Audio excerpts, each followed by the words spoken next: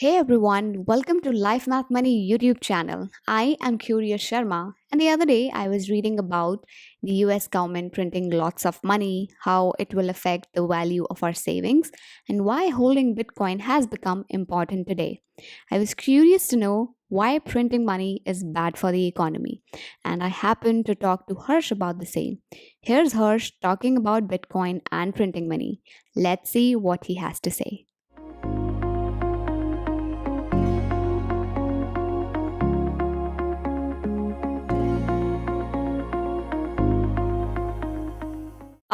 Harsh, on your Telegram channel, you've been talking about the US government printing a lot of money, and you are telling people to hold some Bitcoin and don't put all your saving, don't keep all your savings in cash.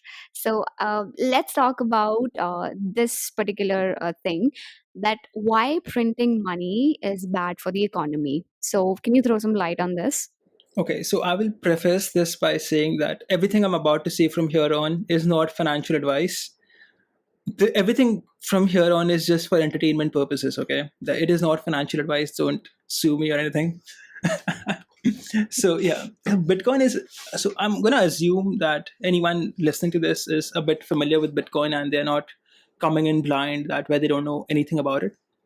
So, Bitcoin is a digital cryptocurrency which has a hard limit to how many Bitcoin that can exist. That's 21 million. And one block is mined every 10 minutes. So I'll just assume that you know about blockchain because that would be sidetracking the podcast too much if I explain that. So the problem here is that all these governments across the world have been printing ungodly amounts of money. If you take the US, 40% of the money in circulation in the US today was printed last year, in the last 12 months. 40%.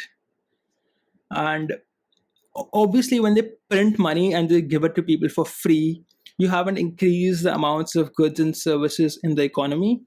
So it's bound to create hyperinflation, or inflation at least. And we are starting to see that. So when people say they don't see inflation in consumer goods right now, it's Mhm. because right now we are in a fragile equilibrium, so to speak.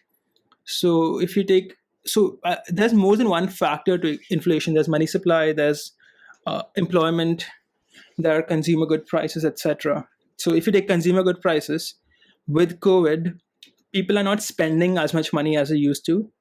So prices are being pushed down, and industries are not producing as much as they used to.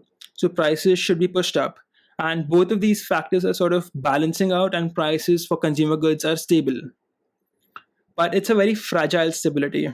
If you take money supply has been going up quite a bit. The thing is, we are seeing inflation in places things that money buys very easily. So if you take stocks and bonds and things like this, the prices of stocks have risen so much since the crash last year, and they just seem to be rising infinitely despite there being any economic improvement. And it's simply because there's infinite amount of money being pushed into the system.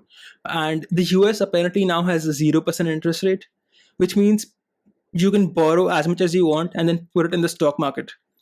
And since the stock market goes up with time a little bit, any money you make is just profit because the interest rate is 0%. You have no competition. How do you even value a stock? How do you take the present value of something by dividing with 0%? It's not possible. So this is why stocks are going up. And in the US, I'm told housing prices are going up as well. So essentially, we are at a situation that at some point, this money from stocks is going to come out. Well, because people don't buy stocks because they care about the company. They buy stocks because at some point they feel that it's going to help them buy more consumer goods later on. So the value of the stock will increase. I will get more money, which will allow me to buy more stuff. So at some point, all of this money in stocks, which is growing to insane levels, is going to come out of stocks and going to go into consumer goods and things you buy like cars and food and normal other stuff, computers, and it's going to increase prices, and that is when your average person will start feeling inflation happening.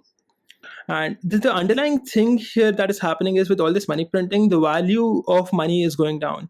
So a rupee today, or I would say a dollar today, but India is not doing printing that much right now. So the value of a dollar today is more than the value of a dollar tomorrow.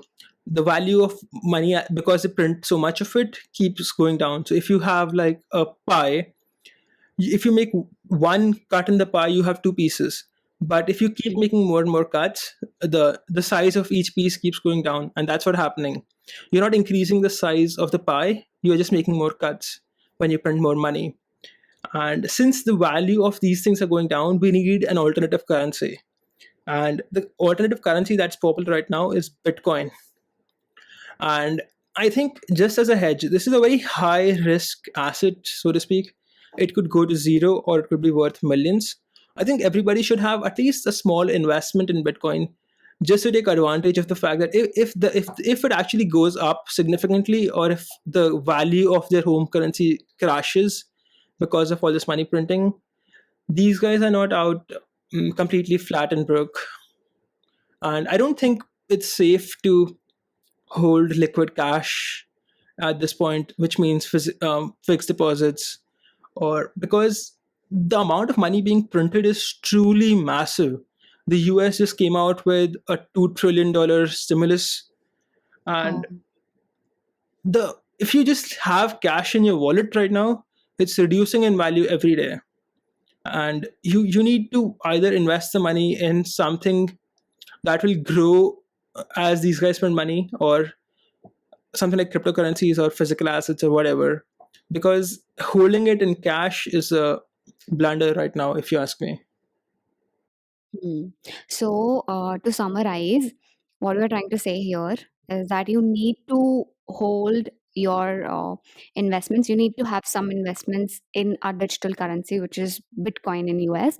And why printing money is like giving rise to the inflation or bad for the economy is because there is more money coming in. I mean, there is more money supply, but the number of goods that are there in the market, they remain constant, because of which the average price of the good, it keeps rising, and hence resulting in inflation. So, in addition to that, your value of savings is also going to fall if the inflation is going to rise. So yeah. Yes. So over the long run, take this as gospel. Savers always lose because the value of their savings goes down, and investors always win because the value of investments keeps going up. And this is held true since forever, because we use a fiat system, and fiat is, it's essentially like being in a leaky ship. They keep printing money, so your ship is always sinking. It's always going down to zero, zero, zero. So if you have to hold money for 1,000 years, and you have, let's say, 1 lakh rupees, and you have to hold it for 1,000 years, 1,000 years from now, 1 lakh rupees is nothing. It won't buy you even a coffee, maybe. And to give you an example, like, just to make it more relatable, back in 1910, back in the early 1920s, my father says that his grandfather told him that you could live a respectable life in 1 rupee a month, in 1 rupee. And today, 1 rupee won't even buy you a chocolate. And and the word lakpati actually meant something.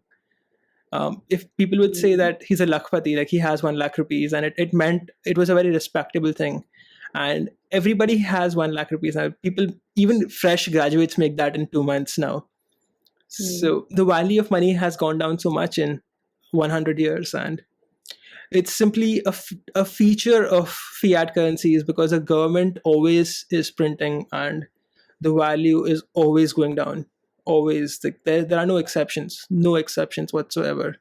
And cryptocurrencies are a hedge, or are the answer to this problem.